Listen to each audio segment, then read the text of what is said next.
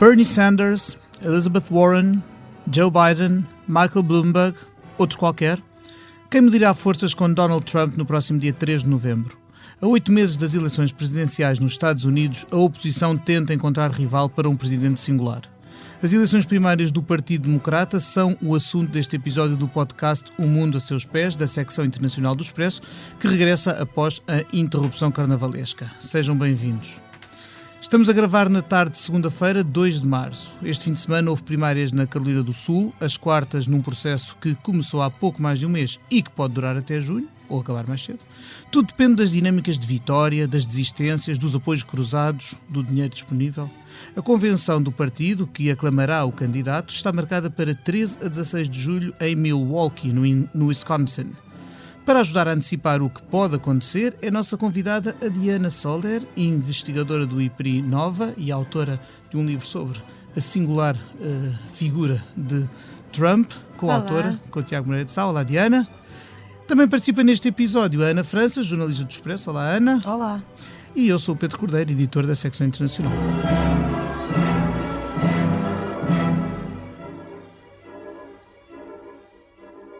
Amanhã disputa-se a super terça-feira. Num só dia, 14 estados e um território votam nas eleições primárias do Partido Democrata e distribui-se um terço do total de delegados em disputa, que são quase 4 mil. A contagem de votos até agora favorece o senador Bernie Sanders, que deve ser o único político americano relevante que se declara socialista. Segue-se com um salto na Carolina do Sul Joe Biden, o homem que foi vice-presidente de Barack Obama, e depois a senadora Elizabeth Warren, conhecida por ter feito frente aos bancos quando estava no Congresso, e que passou a terceiro lugar porque ontem assistimos à desistência de Pete Buttigieg, um autarca do Indiana, que era uma jovem promessa desta corrida, mas que sucumbiu aos maus resultados precisamente da Carolina do Sul. Amanhã entra também nesta corrida, pelo menos em termos de votação, porque em campanhas e em debate já está, o milionário Michael Bloomberg, o antigo presidente da Câmara de Nova Iorque, que as sondagens colocam, pelo menos com hipótese de fazer frente aos demais. A pergunta que eu começo por fazer, na verdade, é bifurcada, porque é preciso saber qual destes candidatos está em melhor posição para vencer as primárias, mas ao mesmo tempo que pode não ser o mesmo, qual é que seria o melhor para concorrer com Donald Trump em novembro. Diana, comecemos por aí.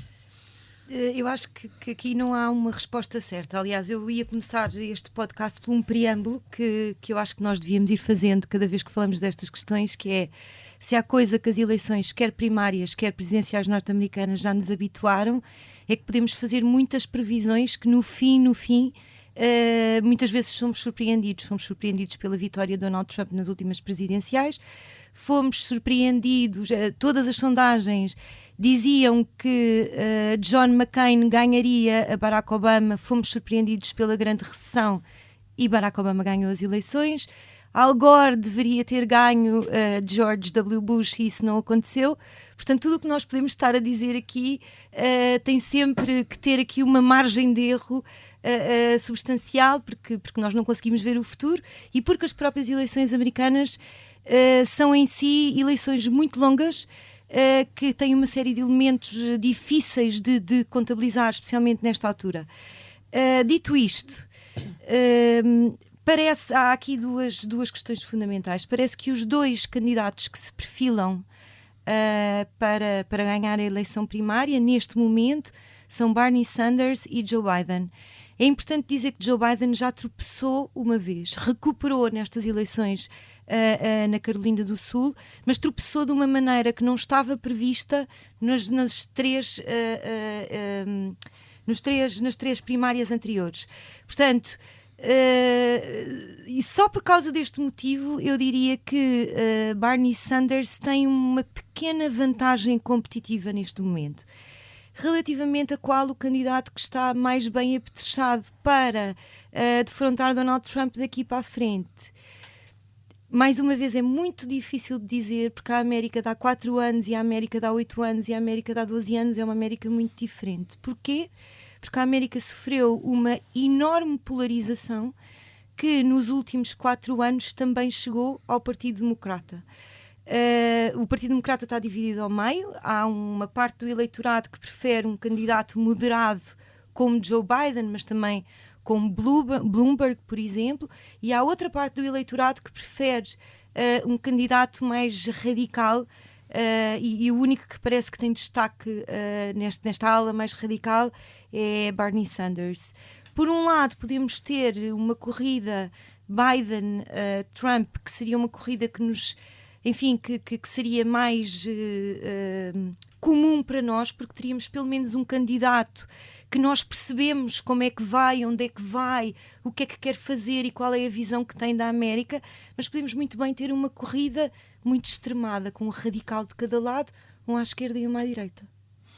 Sim, senhor. Ana, quais são os teus 2 nomes para esta mesma pergunta?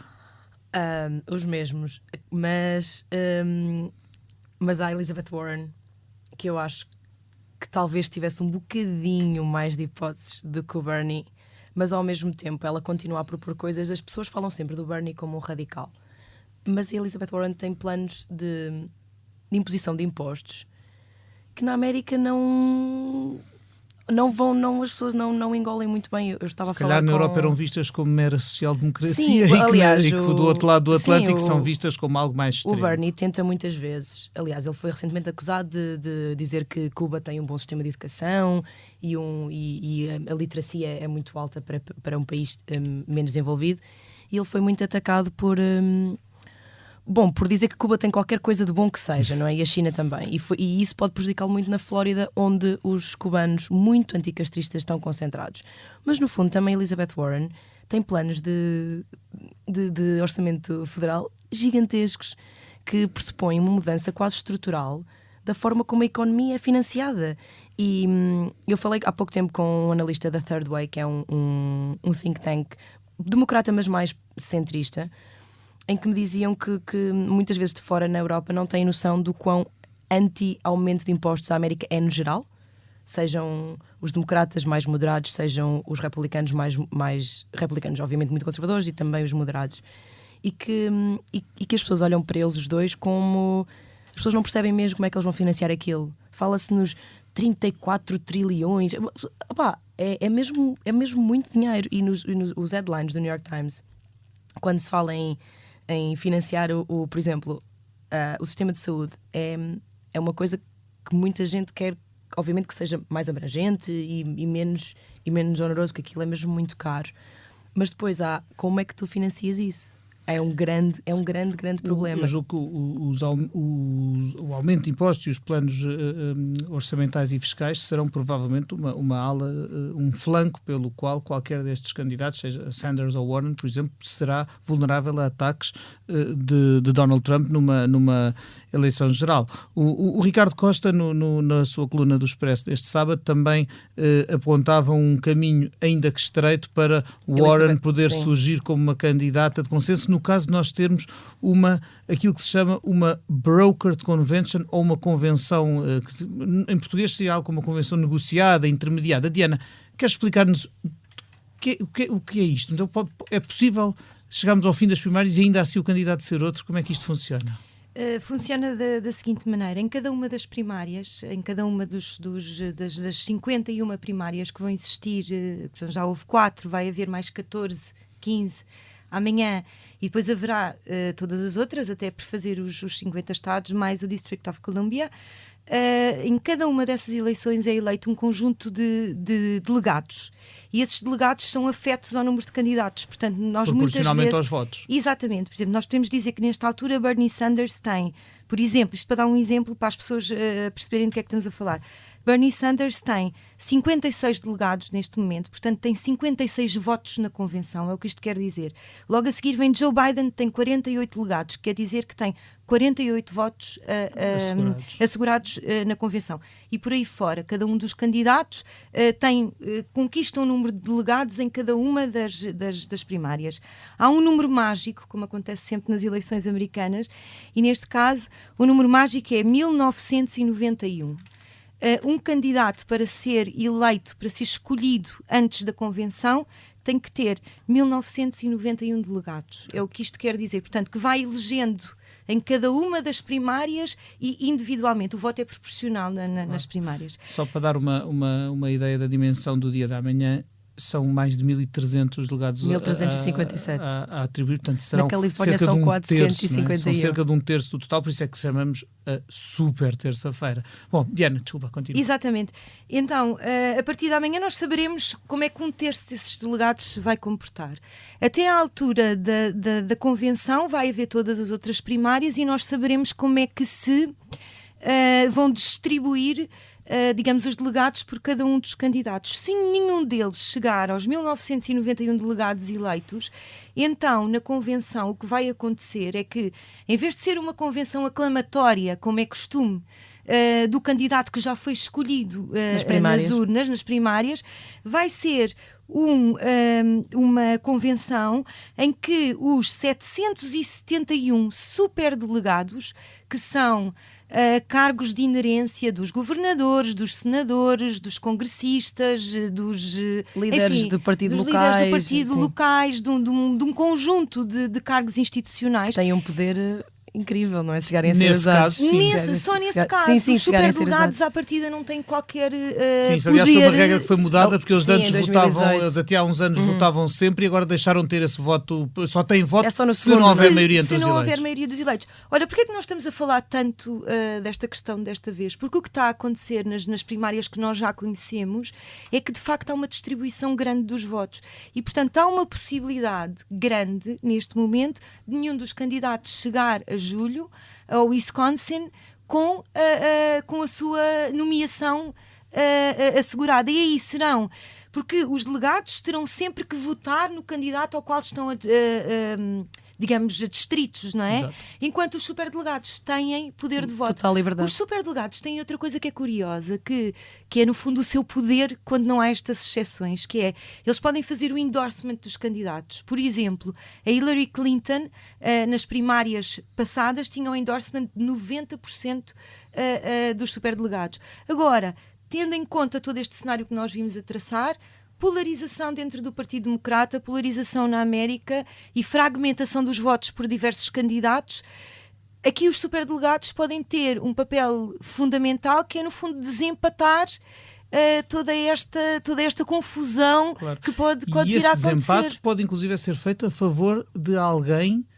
Seria uma coisa muito excepcional, mas não é impossível que, por exemplo, ser escolhido alguém que não faz parte do rol inicial de candidatos. E aqui entra o holograma da Hillary Clinton. Há uns indefectíveis de Hillary Clinton que acreditam nessa possibilidade. Eu pessoalmente tenho dúvidas que isso fosse uma receita para o êxito em novembro. Eu só quero ler aqui uma pesquisa da Gallup de agora de fevereiro, que é bastante impressionante e que talvez mostre que o Bernie tem ali um problema. Portanto, 9 em cada 10 americanos votariam sem problema num presidente judeu, negro, hispânico, católico ou mulher. Portanto, quase toda a gente.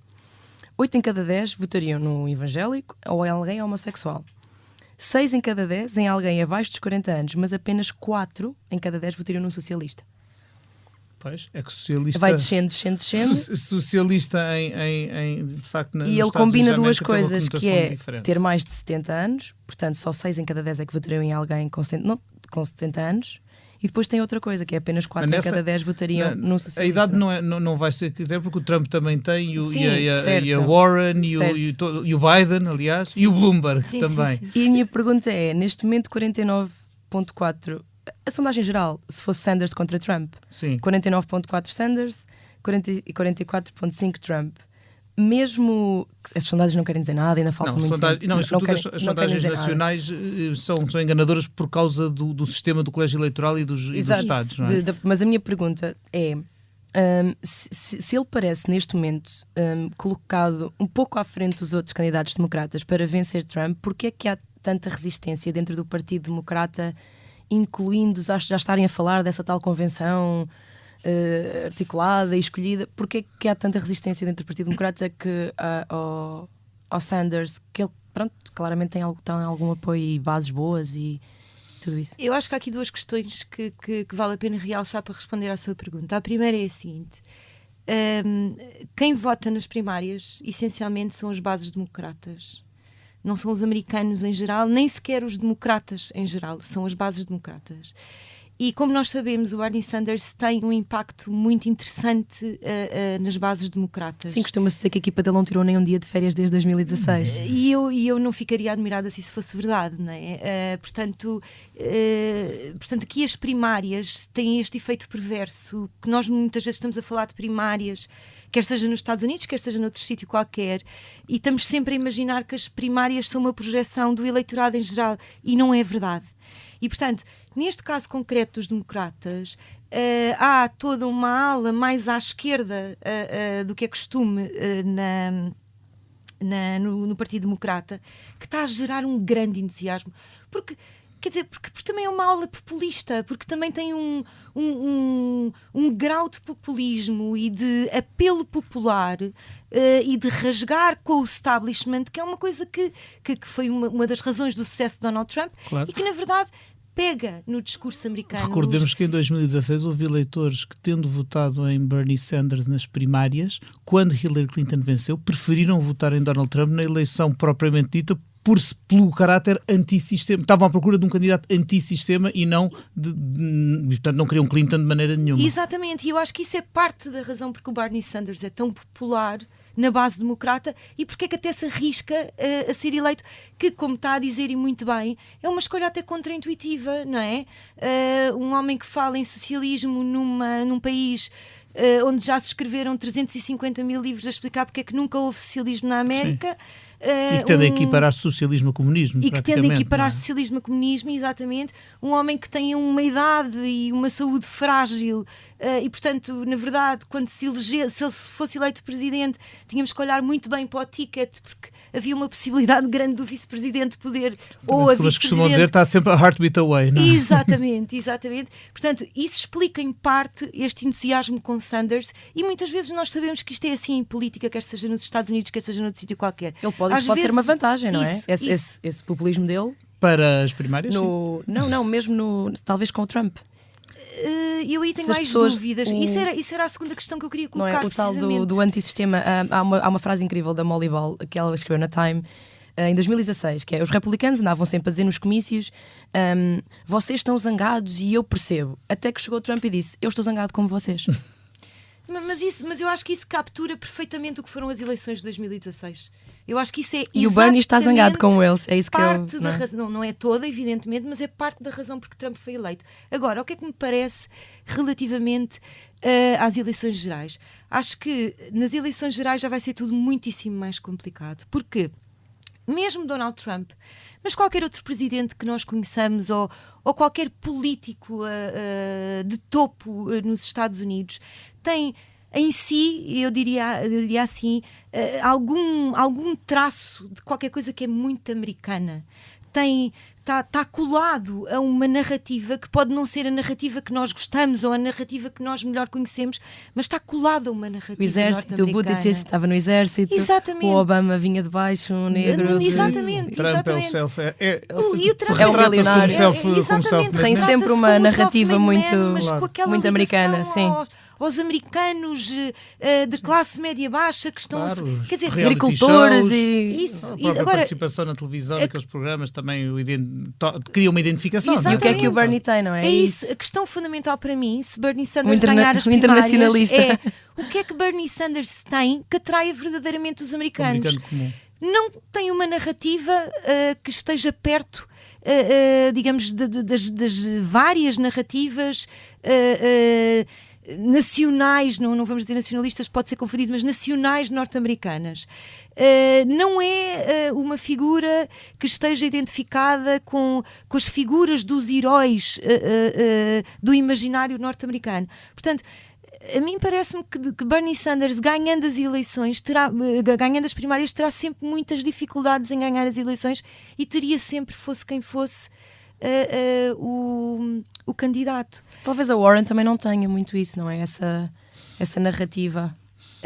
Eu acho que nós ainda não percebemos exatamente o Bernie Sanders e a Elizabeth Warren vêm exatamente de um mesmo movimento, que é de uma mesma revolta social, que foi aquilo que nós identificámos com com o Occupy Wall Street de 2008. No fundo, eles são os guerreiros contra o 1%. Exatamente. Portanto, uma reação ainda muito imediata à crise global, à desregulamentação bancária que levou àqueles produtos completamente incompreensíveis em que as pessoas investiam. Que ela quer taxar, by the way, outra vez. Com certeza, é quase o ADN da Warren, não é?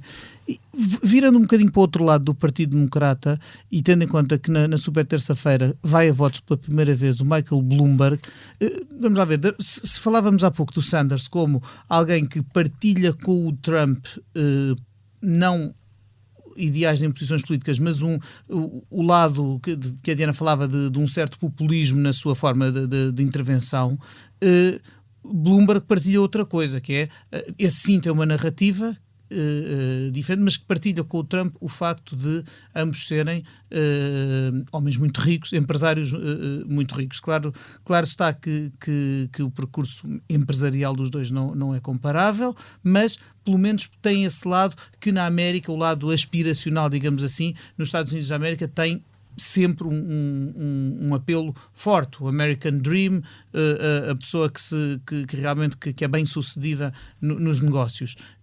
Bloomberg tem hipóteses nesta corrida, entra muito tarde, é alguém que não se percebe bem se é republicano, se é democrata, porque já saltou de partido várias vezes. A Warren também, atenção. Em que é que ficamos? E agora ninguém duvida que ela é democrata. Eu tenho a impressão que o Bloomberg não vai ter o êxito que ele acredita que vai ter, mas isto são razões de mera intuição. Intuição e, enfim, conhecimento da sociedade dos Estados Unidos. Eu acho que os americanos precisam de ter, digamos, contacto com os seus candidatos, e acho que o Bloomberg entra um bocadinho tarde. Eu devo dizer, eu assisti à campanha eleitoral que opôs o Mitt Romney ao Barack Obama nos Estados Unidos em 2012. E as campanhas eleitorais nos Estados Unidos são à antiga. Nós sabemos todos que as redes sociais e que a internet, etc., têm um poder enorme na escolha dos candidatos, mas eu gostava que as pessoas também percebessem que são campanhas muito porta a porta. Ainda há os grassroots movements que vão bater de facto à porta das pessoas, vão-lhes explicar porque é que devem votar em determinado candidato. Quer dizer, há toda uma ligação. Os candidatos deslocam-se aos estados todos e aos sítios. Eu vi os candidatos mais do que uma vez, não porque eu tivesse saído da minha vida normal, mas porque os candidatos se cruzam na vida das pessoas normais. E isso é absolutamente fundamental para se ganhar eleições nos Estados Unidos. Há duas coisas que são muito importantes. É o dinheiro, e provavelmente o Pete, tenho sempre muita dificuldade em dizer este nome, o Pete Buttigieg, a razão pela qual desistiu foi porque se acabou os fundos para concorrer às eleições. Sim. E estas eleições são muito, muito caras, mesmo. Mas acabou com os apoiantes a gritar 2024.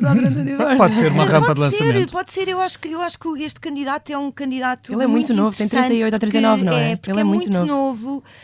Porque faz precisamente aquela ponte entre, por um lado, é homossexual assumido. Sim, mas super católico, teve no exército, adora o exército. Mas por outro lado, dentro dos democratas é muitíssimo conservador, talvez o mais conservador dos candidatos. Socialmente, sim. Socialmente. E portanto, eu acho que ele tem uma mistura muito interessante que pode vir a ter muito sucesso no futuro. Eu acho que é uma pessoa para nós ficarmos com atenção. E é mais fresco, não é? É mais fresco que o Biden, muito mais. Apesar de ter algumas das mesmas ideias, um pouco, mais de establishment, fala de uma forma diferente aos mais novos, não é? Mas não dá a sensação de repisar, porque não foi vice-presidente 8 anos e senador umas décadas como o Biden, não é? Exatamente, isso é uma das coisas que eu acho que joga contra o Biden, é que está toda a gente muito cansada, não é? Quando o Bloomberg, o que lhe falta é verdadeiramente, quer dizer, ser conhecido dentro do meio político, é estar nos comícios, apesar que aqueles comícios todos enormes, permanentemente, isto é importante, não é um passo que se possa saltar estar e ser eleito ainda assim. Claro. Posso estar evidentemente enganada, já passámos, e estas 4 primárias que houve até hoje representam apenas 5% dos votos. Sim, é muito Portanto, pouco. tudo ainda pode acontecer. Ele gastou E mesmo amanhã vai muito ser um dinheiro dia já, muito crucial para percebermos isso, porque já se vão criar outras dinâmicas, presumo eu, com o número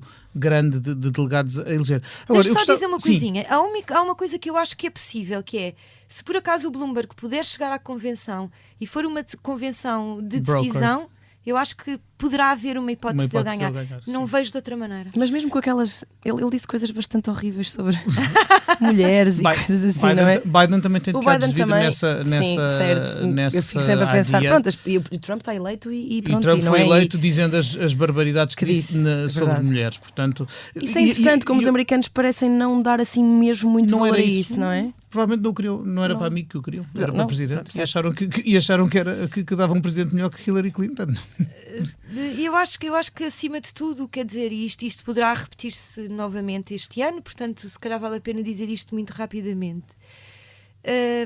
Eu acho que o Donald Trump é um candidato.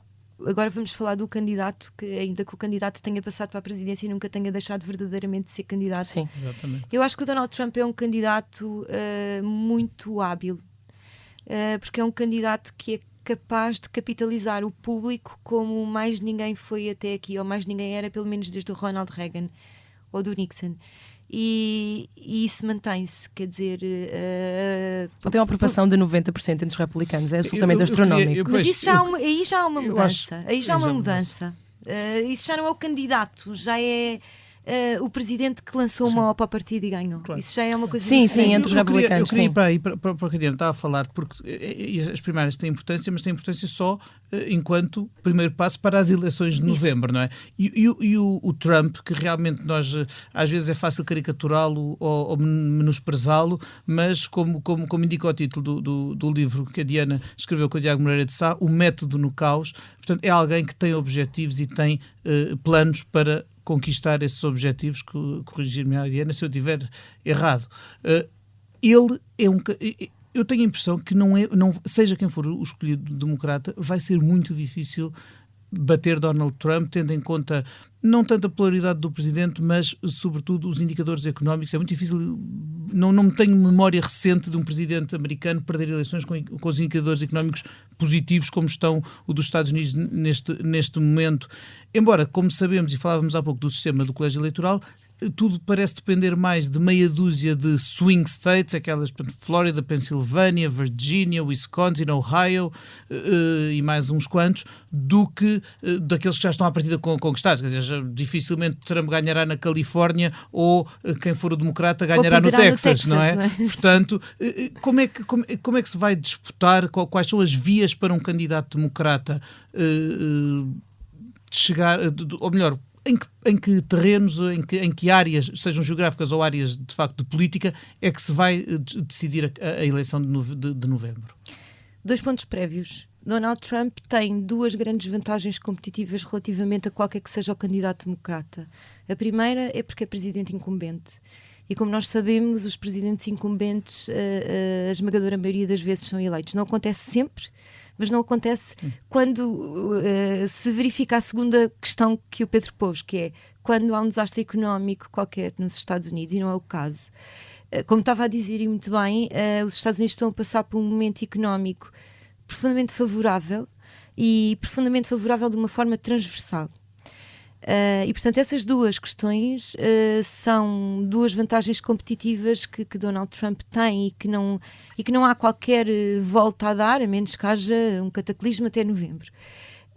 Onde é que se pode disputar verdadeiramente a eleição? Num sítio onde nenhum dos candidatos democratas foi ainda testado, que é na Rust Belt.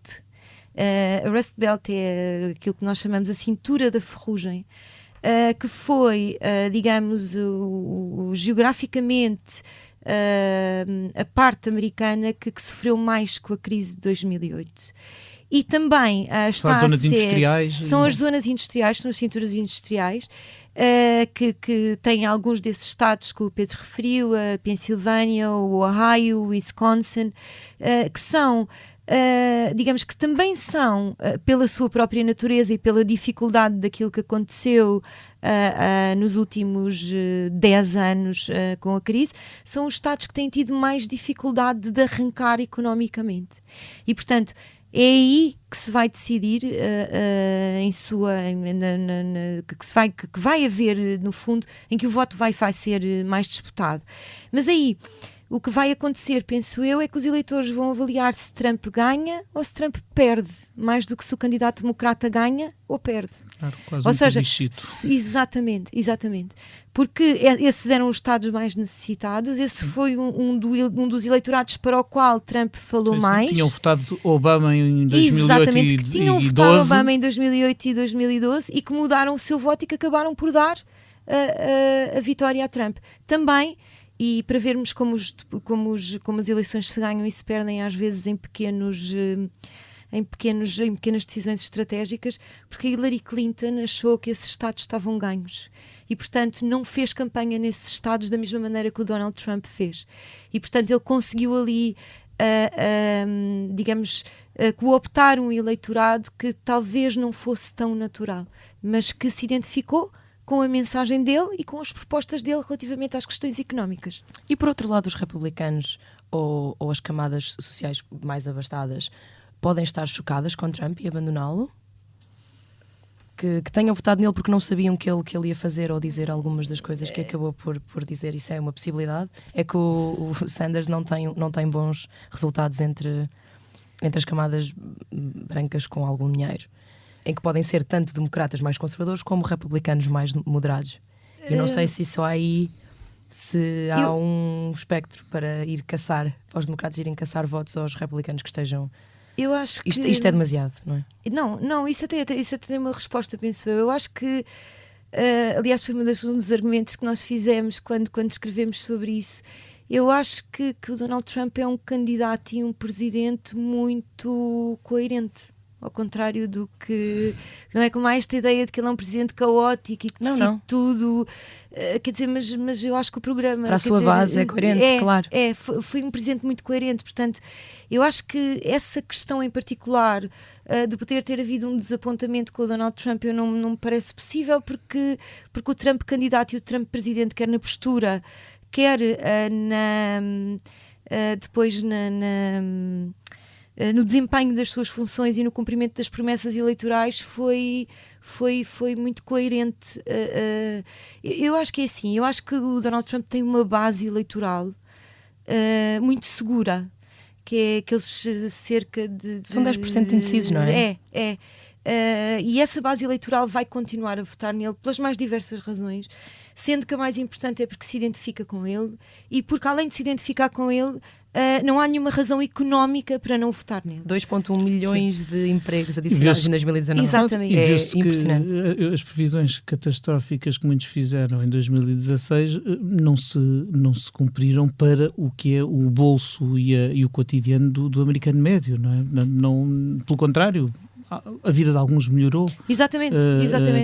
Enfim, até novembro faltam 8 meses, aliás, entre a super terça-feira da manhã e o dia da eleição geral passarão 8 meses em que teremos ocasião de voltar a este assunto, talvez quando já estiver mais definido quem vai ser o rival de Trump nas urnas. Por agora o tempo deste episódio começa a esgotar-se e nós não podemos ir embora sem eu fazer a pergunta da praxe.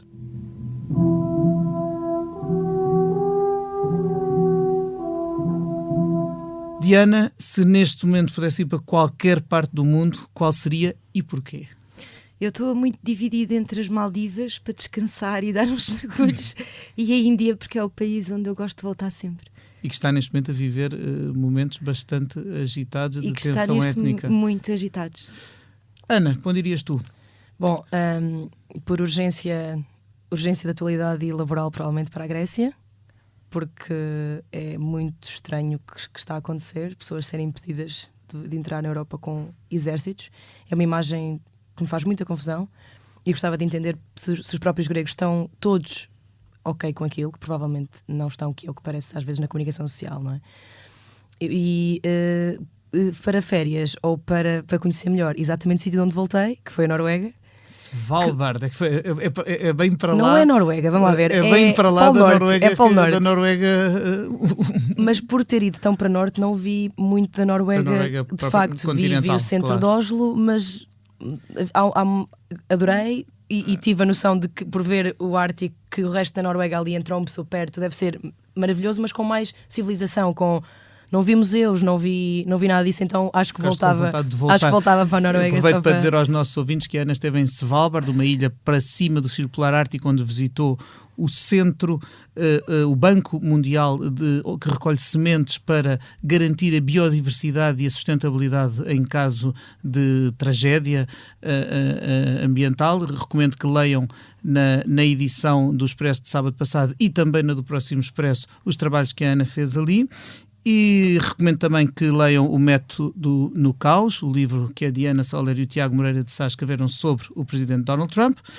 Resta-me agradecer ao Ruben Tiago Pereira pela edição multimédia deste episódio do Mundo a Seus Pés e a si, caro ouvinte, agradecer e convidá-lo já para daqui a 15 dias com outro assunto a estar presente a ouvir o nosso podcast. Até lá, obrigado.